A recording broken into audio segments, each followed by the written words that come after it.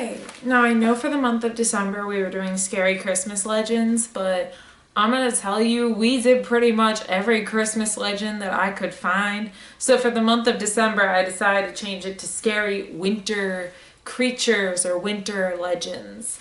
So the one that we're talking about today is a Japanese urban legend, which you might say I'm stupid for talking about. But I'm gonna do it anyway. So,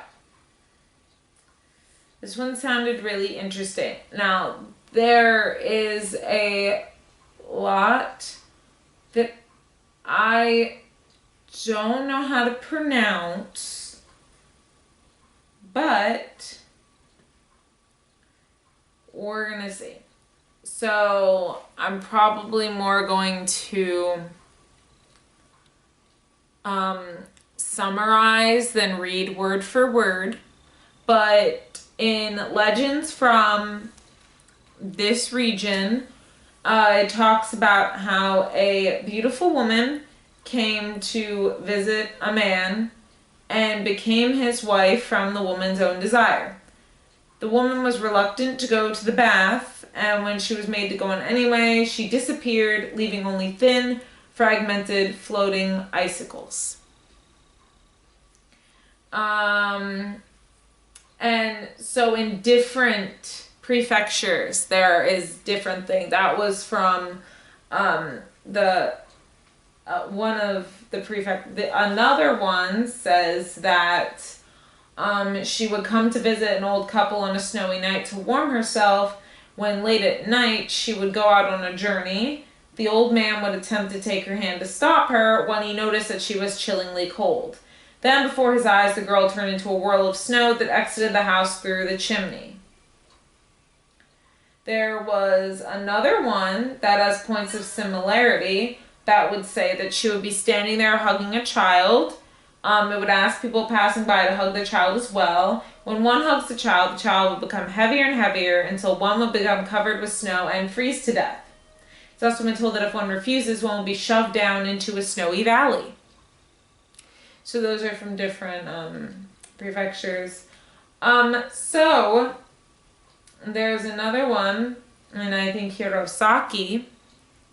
It said that there was a warrior who was asked by I think it's Yuki-onna when I looked at how to say it, to hug a child similarly, but the warrior held a short sword by the mouth and hugged the child while making the blade go close to the child's head, which allowed the warrior to avoid aforementioned phenomenon.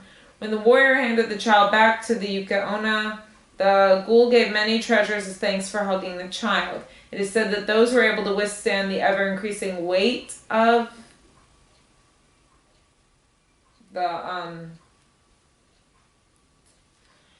and last all the way through would acquire great physical strength. So whoever could handle the weight would get great physical strength. Now, if you know me, I believe these Japanese urban legends because they freak me out.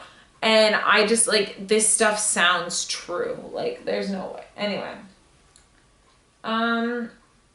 So there is from another region, another prefecture of a region, it is believed that they would appear on a snowy night in the form of a yama-uba. On a snowy night with snows accumulating on the ground, it's said to appear, and people would make sure not to let their children outside.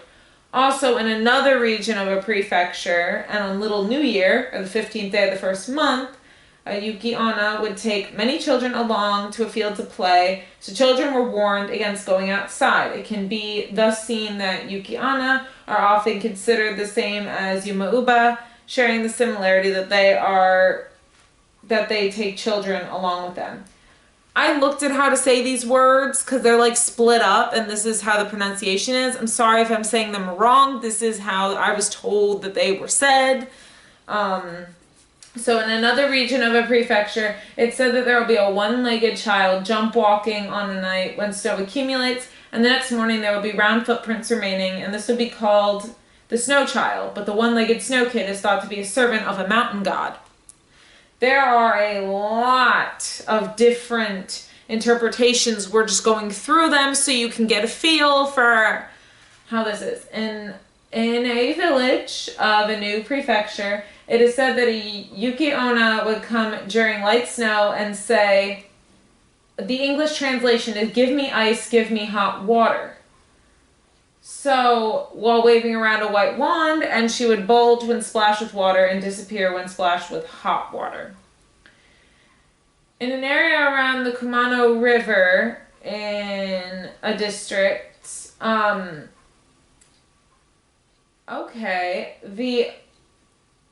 gonna put it on the screen. It's thought to be a type of Yuki-onna, and they are said to drag along mirrors, making clinking sounds while doing so. These characteristics, that of waving around a white wand and possessing a mirror, are thought to be the characteristics of a Miko, who serves a mountain god that rules over birth and harvest. Okay. So, it's said that they would come down on the third day and return to the mountains on the first day of Rabbit. If you guys don't know what Rabbit is, that's their Chinese zodiac. It's like the zodiac calendar. So the year of the rabbit, the year of the snake, the year of the monkey, like all of that goes in with the new year type of stuff. Yeah, and it's basically just saying how it's kind of a targeting. So a Yuki-onna appears on snowy nights as a tall, beautiful woman with long black hair and blue lips. Her inhumanly pale or even transparent skin makes her blend into the snowy landscape. She often wears a white kimono, but other legends describe her as nude, with only her face and hair standing out against the snow. Despite her inhuman beauty, her eyes can strike terror into mortals. She floats across the snow, leaving no footprints. In fact, some tales say she has no feet, a feature of many Japanese ghosts, and she could transform into a cloud of mist or snow if threatened. So there's several variations, and some of them are a water beggar. Whoever she meets, she says, "Please give me water, hot or cold." If anyone gives cold water, she swells in size, but if anyone gives hot water, she melts and disappears. The Moon Princess, saying that her life was filled with luxury but was extremely boring. She was fascinated to see Earth, so she snuck out one night and fell down to Earth, traveling on snow. However, coming to Earth was easier for her than going back, so she got stuck on Earth. She used to appear on full moon snowy nights, pining for her old home. The Snow Vampire. So, dreadful snow vampire haunting the snowy forest looking to feed. She lives by sucking the vital energy of human body, which is mentioned. She's said to extract that first by freezing victims to death and then sucking it through the dead victim's mouth. Especially, it is said that the Yuki-onna likes the stuff of children, so the mothers are warned to not let their children play on snowy nights near a forest. The Talking Snow Woman. So it says she engages her victims in conversation in order to attack. When she meets someone on a dark and snowy night, she calls out to them. If the person answers her greeting, she attacks. It is said that Yuki-onna attacks those who ignore her, whom she grabs and throws into a nearby ravine. So it's different. Winter and snowstorms, the spirit of someone who perished in the snow. Yeah. They're basically saying that she is beautiful, and from the pictures I've seen, she is very beautiful.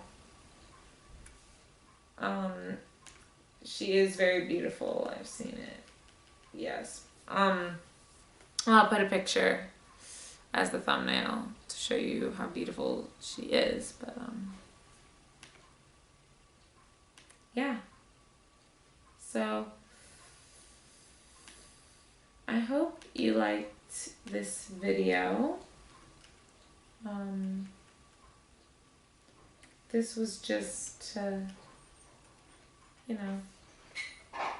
let you guys know about an urban legend.